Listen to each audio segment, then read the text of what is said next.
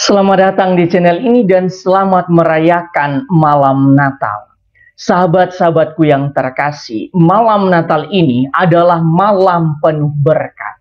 Di malam ini kita telah menyaksikan peristiwa agung, yaitu kelahiran Yesus Kristus Tuhan kita. Ia datang ke dunia untuk menyertai kita karena ia adalah Emmanuel dan juga ia datang untuk menyelamatkan kita.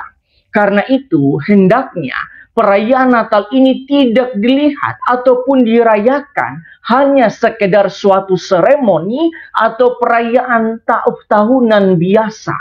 Tetapi perayaan Natal haruslah dilihat sebagai suatu perayaan rohani, perayaan spiritual, bahkan perayaan iman.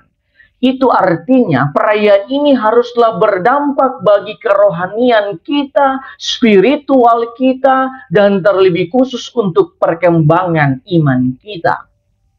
Kita jangan terjebak dengan euforia Natal sampai-sampai kita tidak memberikan perhatian untuk dimensi kerohanian, spiritual, dan iman dari perayaan ini. Sukacita Natal yang sesungguhnya bukanlah sukacita luaran, tetapi kita bersukacita karena kita telah mengalami pertobatan dan perubahan hidup.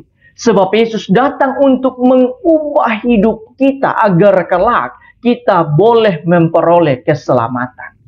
Sukacita kita harusnya sama dengan sukacita yang dialami oleh bangsa Israel, sebagaimana yang diceritakan di dalam bacaan pertama.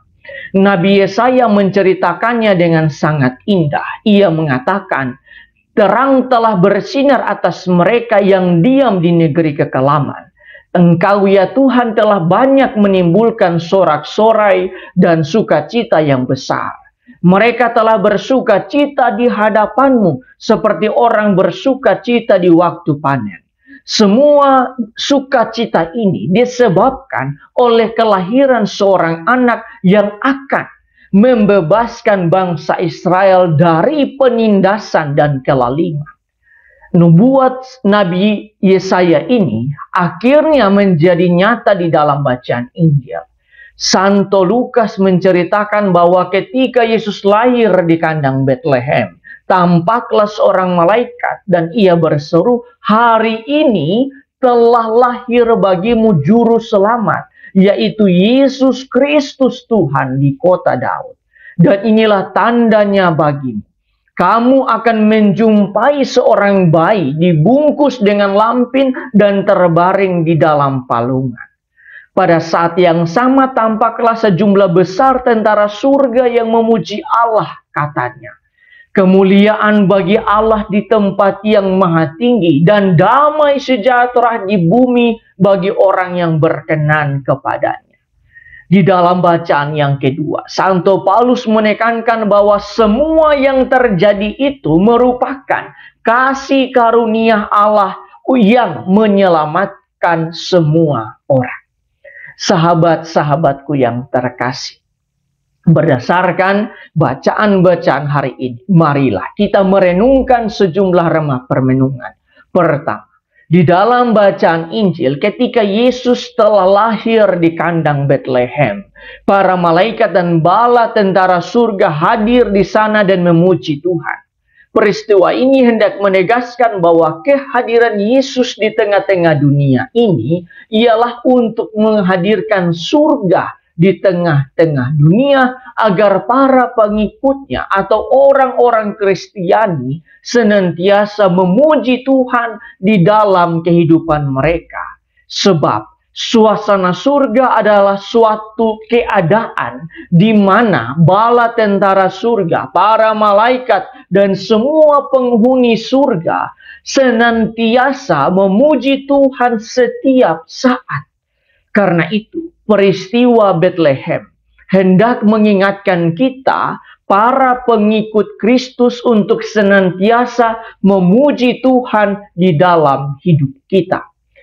Di dalam sedih ataupun senang, dalam duka cita maupun sukacita, dalam untung maupun malang, dalam keberhasilan maupun kegagalan, dalam titik terendah maupun titik tertinggi kehidupan kita, juga termasuk di saat bekerja, saat makan, berjalan, dan di seluruh titik kehidupan kita, kita senantiasa memuji Tuhan setiap waktu.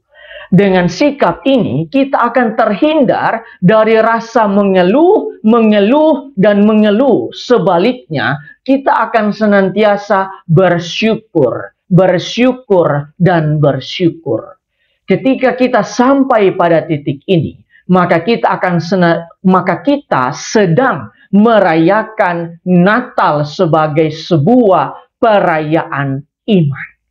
Kedua, di dalam bacaan yang kedua ketika Santo Paulus berbicara tentang kedatangan Yesus sebagai bukti dari kasih karunia Allah, Santo Paulus juga menekankan kasih karunia itu mendidik kita agar meninggalkan kefasikan dan keinginan-keinginan duniawi dan agar kita hidup bijaksana, adil, dan beribadat. Kata-kata Santo Paulus hendak menegaskan bahwa kita ini berharga di mata Tuhan. Allah datang ke dunia hanya untuk menyelamatkan kita dari dosa-dosa kita. Kita adalah pendosa yang hendak diselamatkan oleh Tuhan. Dalam arti tertentu, Natal adalah bukti cinta Allah bagi dunia. Allah rela memberikan anaknya yang tunggal untuk menyelamatkan manusia dari dosa-dosa mereka.